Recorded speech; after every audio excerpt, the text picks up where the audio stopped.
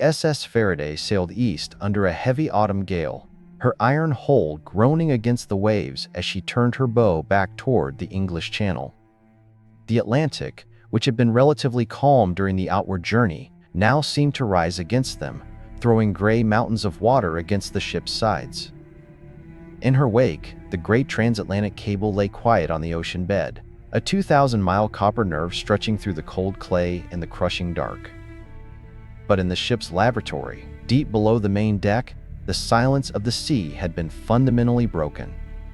The telegraph key did not click with the frantic, metallic chatter of human messages, nor did the galvanometer rest at zero. Instead, it continued its slow, periodic dance, a rhythmic pulse that had not wavered since the moment the cable first touched the seabed directly over the uncharted Atlantic abyss. For 3 days, Arthur and Lord Kelvin had not slept for more than a few scattered hours. The world outside their small, oil-lit cabin, the wind, the rain, the shouts of the sailors on deck had shrunk to insignificance. Their entire reality was now bounded by the narrow margins of the ship's logbooks and the steady, green spot of light that traced the thoughts of the deep onto a paper scale. In the beginning, during those first terrifying hours off the coast of Ireland, they had only the numbers, the coordinates of the deep Atlantic trench, and the repeating sequences of doubling integers.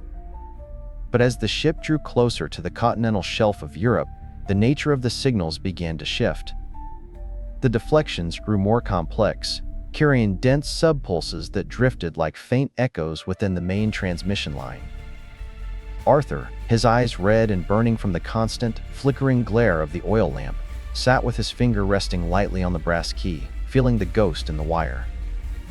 He was no longer recording letters or numbers, but sprawling grids of binary states.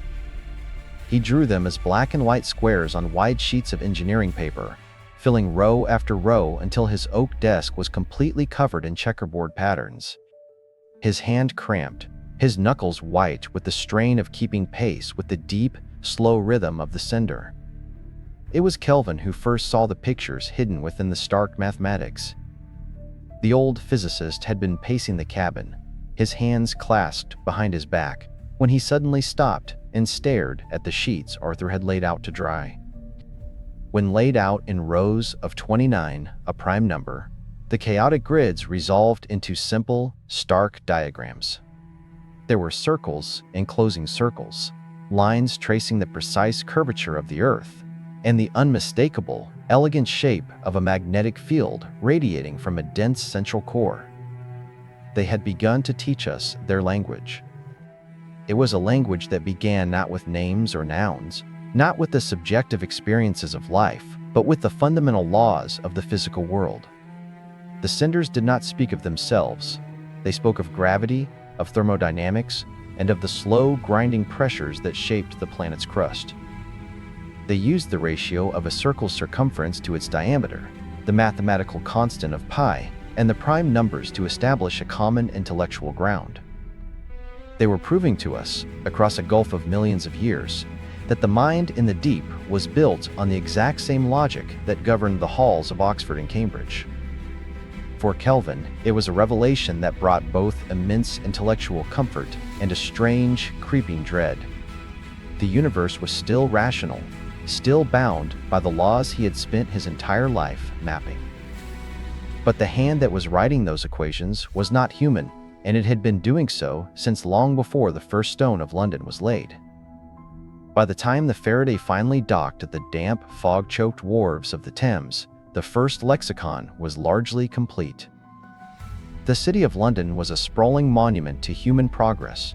Steam carriages rattled over the wet cobbles, electric arc lamps sputtered in the thick yellow mist, and millions of lives went about their daily business in the warm certainty of a world that belonged entirely to them.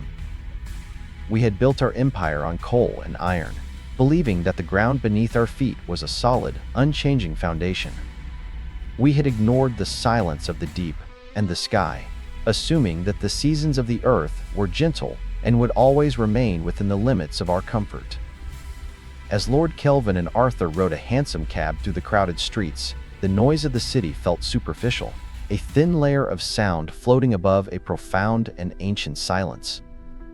In his private study at Kensington, surrounded by polished glass cases of brass instruments, astrolabes, and shelves of leather-bound journals, Lord Kelvin worked alongside Arthur to translate the first continuous passages of the abyssal text. The fire in the hearth snapped and hissed, casting long, dancing shadows against the walls, while outside, the London fog pressed thick against the window panes. They did not find a history of kings or battles, nor the poetry of a lost nation. The messages were clinical, precise, and written with the detachment of an observer who had watched the continents drift the way a man watches clouds pass across a summer sky. The text spoke of the Earth as a living engine, a closed thermodynamic system driven by the immense heat of its own core, cooled by the vast weight of the oceans, and shielded from the lethal radiation of the void by a thin, invisible envelope of magnetic force. It was Arthur who first noticed the historical references embedded in the code. The senders did not date their messages by the birth of empires, the reigns of monarchs, or the alignment of stars. They dated them by the reversals of the Earth's magnetic field, the periodic, cyclical events when the North and South poles exchanged places, leaving the surface vulnerable to the full, unshielded fury of the sun. The translation described these reversals not as unexpected disasters, but as seasons-long, slow winters of cosmic radiation that swept the surface clean of life every few 100,000 years. In the current season, the text warned with cold, mathematical precision, was drawing to its close. "They are mapping the magnetic decay," Kelvin whispered, his pen hovering over a sheet of translation. He looked at the tables of numbers they had transcribed from the cable, comparing them to the latest geomagnetic readings from the Royal Observatory. "The strength of our magnetic field has been dropping since we first began to measure it decades ago. I believed it was a temporary fluctuation, a local anomaly. But they say it is the beginning of the turn." "And the countdown, sir?" Arthur asked, pointing to the repeating sequence of prime numbers that had accompanied every transmission since the first day. "What does it point to?" Kelvin did not answer immediately. He rose from his heavy leather chair and walked to the window, looking out at the gaslit street. A lamplighter was moving through the mist, bringing small, fragile flames to life against the encroaching dark. "We had built our world in the quiet periods between the storms, believing our brief summer was eternal." "The countdown," Kelvin said, his voice quiet in the warm room, "is the calculation of the field's collapse. It is the exact time remaining before the magnetic shield drops entirely and the solar wind begins to bite the air." The translation revealed the devastating truth of our predecessors. The senders were not visitors from some distant star, arriving in ships of metal and fire. Nor were they spirits of the deep ocean. They were the original children of the Earth, a species that had reached its own scientific maturity millions of years before the first primates walked the plains of Africa. Their cities had been built of stone and bronze, their scholars had mapped the same stars we map, and they had stood on the same shores we stand on now, looking out at a sky that was slowly turning hostile. When the great magnetic winter of their era began, they did not fight the sun. They did not try to build fragile atmospheric shields or attempt to flee the planet. Instead, they retreated.